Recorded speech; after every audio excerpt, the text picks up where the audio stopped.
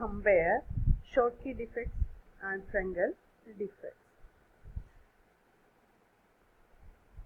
Schottky defects are formed when oppositely charged ions leave their lattice site, creating vacancies. So both cations and anions are missing from the lattice site and they go onto the surface of the crystal. Whereas in the case of Frenkel defects, smaller ions, generally it is a cation, that is displaced from its lattice position to the interstitial site. In the case of Schottky defect, the vacancies are formed in stoichiometric unit to maintain an overall neutral charge in the ionic solid. So both cations and anions are removed in equal numbers, so the stoichiometry and also the electrical neutrality is maintained in the case of Schottky defect. In the case of Frenkel defect, that creates a vacancy defect at its original site and an interstitial defect at its new location. So cations or anions are not missing from the bulk of the crystal. It is replaced from the crystal lattice to the interstitial site. So there also the electrical neutrality is maintained.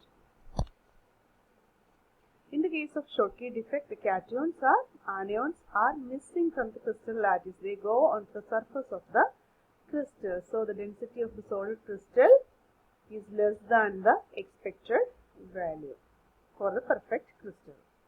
However, in the case of Frenkel defect, we know the cations are moved from the lattice site to the interstitial site. They are not missed from the bulk of the crystal, so the density remains intact. And Schottky defect occurs only when there is small difference in size between cations and anions. The size of the cations and anions are comparable. Whereas in the case of Frenkel defect, it is shown by ionic solids with large size difference between the anions and cations. So the cations can easily occupy the voids formed in between the anions. So Schottky defect is shown by compounds or crystals where the cation and anions have comparable size, whereas Frenkel defect is found by ionic solids where the anionic size is comparatively higher than the cationic size.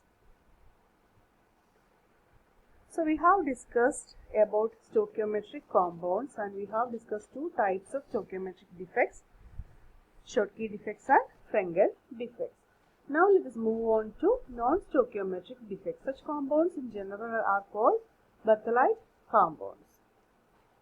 This non-stoichiometric defect occurs due to change in crystal composition. As we know, ions will be missing or extra ions will be present. So the stoichiometry is not maintained in Berthollet type compounds. So there will be a change in crystal composition. So one of the ion, it can be cation or anion, is present either in excess or deficient quantity than the expected stoichiometry. Examples: FeO, Fes, Cus. All these compounds shows non-stoichiometric defects and they are called Berthollet compounds. So these non-stoichiometric defects can be generally classified into two.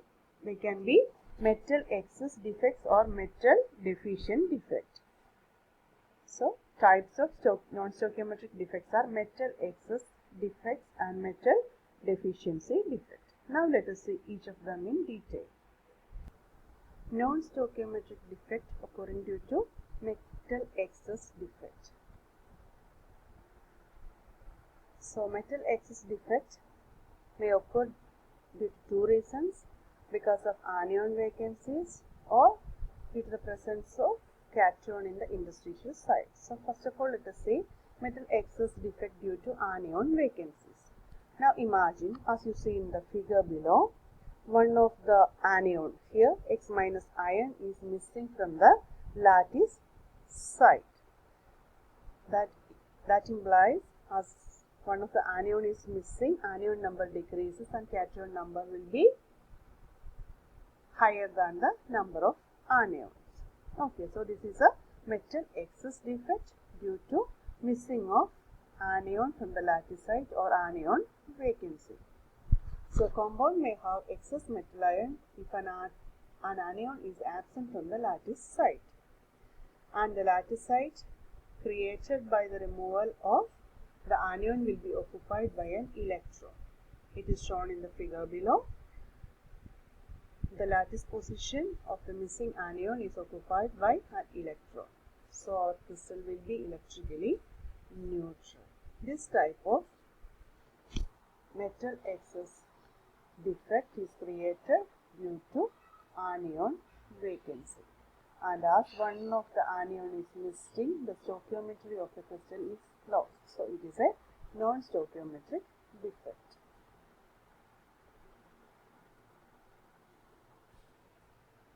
Example, alkali metal halides. When alkali metal halides are heated in the presence of alkali vapors, these alkali metals gets deposited on the surface of alkali metal halide crystal, and halide ions gets attracted to the surface and gets combined. The extra electron will be moved to the bulk and occupies the anionic lattice vacancy. And such centers are called F centers or color centers. These electrons trapped at the anion vacancies are called F centers or color centers. That is responsible for the color of these batholite compounds having metal excess defects. For example, sodium chloride crystal, when it is heated in the presence of sodium vapor, the sodium atoms would deposit on the surface of the sodium chloride crystal. Then this sodium atom gets ionized as sodium ion. Then it attracts electrons from the bulk of the sodium chloride crystal. So the chloride ions moves out to the surface of the crystal, get combines with the newly deposited sodium ion, and the extra electron would move back and would occupy the lattice vacancy created by the anion missing. So there will be an F center or color center created within the crystal. So when sodium chloride is heated in the presence of sodium vapor, the crystal gives an yellow color. The color of the sodium chloride crystal is because of the presence of F centers or the entrapped electron. Similarly, when potassium chloride is heated in the presence of potassium vapor, the color of the crystal would get to magenta color. And similarly, lithium chloride can be converted to pink colored crystal by heating it in the presence of lithium vapors. And these F centers, as we know, they are entrapped electrons and unpaired electrons, so they are paramagnetic.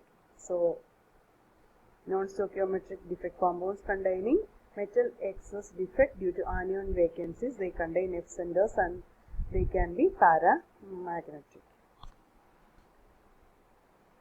And such crystals may show photoconductivity. They can act as photoconductors, similar to N-type conductors in the case of metals. The second type of metal excess defect is metal excess defect due to interstitial cations. So here the number of metal ions increases because extra metal ions are present in the interstitial site. This effect will be exhibited by crystals with smaller cations and larger anions. So as the cations are smaller, they can easily occupy the interstitial positions. Compounds showing such metal excess defects due to interstitial cations are zinc oxide, cadmium oxide, ferric oxide, chromic oxide. All these compounds show metal excess defect due to the presence of the interstitial cations. As you can see in the figure below, the metal ion is occupying the interstitial space and there is an electron entrapped in the nearby interstitial position. So the electrical neutrality will be maintained, but there is an extra number of cations. So the stoichiometry or composition of the crystal is lost, and hence it becomes a non-stoichiometric defect. The yellow color and electrical conductivity of zinc oxide is due to the presence of such trapped electrons. So we have discussed about metal excess defects. Now let us see non-stoichiometric defects created by metal deficiency defects. So the number of metal ions will be lesser than the number of anions. This can be due to two factors, like metal deficiency defect due to absence of positive ion. So when one of the positive ion or cation is missing from the lattice position, there will be metal deficiency defect. So absence of metal ion from the lattice will lead to metal deficiency defect. Then there will be an extra anion or negative ion, right? The extra negative charge is balanced by the adjacent cation getting additional positive charge. So when one of the cation is missed from the lattice side, a nearby anion, one of nearby cation gets one additional positive charge to maintain the electric neutrality. Such type of defects are shown by transition metal compounds like FeO, NiO, FeS, CuI, etc. And here there is an excess of positive charge, right? Excess of positive charge in the sense some cations get extra charge. So such crystals act as p-type semiconductors. Conductivity is due to the presence of holes, and they function similar to p-type semiconductors. So this was the case with metal deficiency defect due to the absence of positive ions. And metal deficiency defects may occur also when an extra interstitial anion is present. But think about that. Is that easy for an anion to occupy the interstitial site? Anions are generally bigger in size. So it is difficult for an anion to occupy the interstitial site. So practically there are no such compounds where metal deficiency defect occur due to presence of extra interstitial anions. And theoretically we can say, if such defect is created, the charge is balanced by extra positive charge on the nearby anions. When there is an extra anion present in the interstitial side, there will be an increase in negative charge. So this is balanced by an increase in positive charge of any one of the cations in the lattice site.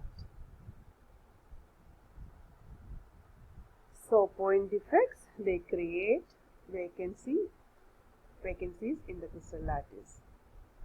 Point defects in general we can say it lowers the density, lattice energy and thus stability. Presence of many defects may lead to partial collapse of the crystal.